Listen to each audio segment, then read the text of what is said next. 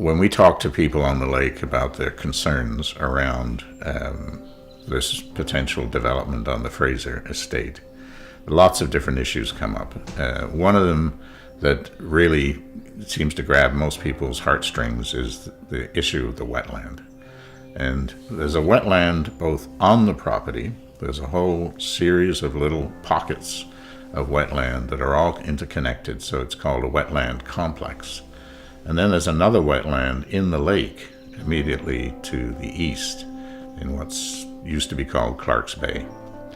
So both these wetlands are connected, and the water that collects in the surface of Fraser property in these pockets drains into the lake in two spots. One is into the Fairy Lake Island wetland that you've heard about. The other is right into a little lagoon on the sort of northwest corner, which is a long inlet into the property. It's very shallow, and it's full of aquatic plants, water-loving plants. And the way the biologists define a wetland is, or the boundary of a wetland, is as you look at the plant species and you move further and further away from the wet area, the species shift into plants that like drier soil. So when you hit for half of the plants are water loving and half of the plants are dry soil loving, then you say that's the boundary of the wetland.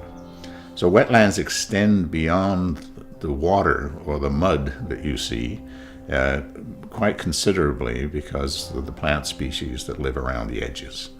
And so that's why having buffer zones around wetlands are essential in order to be able to protect them. And there's some argument about how big that buffer zone should be. Some of the most recent literature is saying 300 meters from a wetland. If you do anything, you'll disturb the function. The current planning guide, let's say the county official plan, says 120 meters is the distance within which, if you want to do anything, you must show that you're not going to have a negative impact on the wetland. And that's what's so remarkable about this piece of property. 700 acres, 90% of that 700 acres is less than 120 meters from a provincially significant wetland.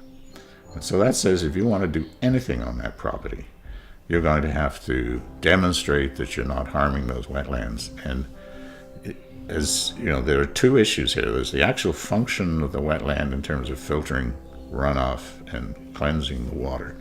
And then there's all the animals that depend on being able to go back and forth between the wetland and the dry land as part of their life cycle.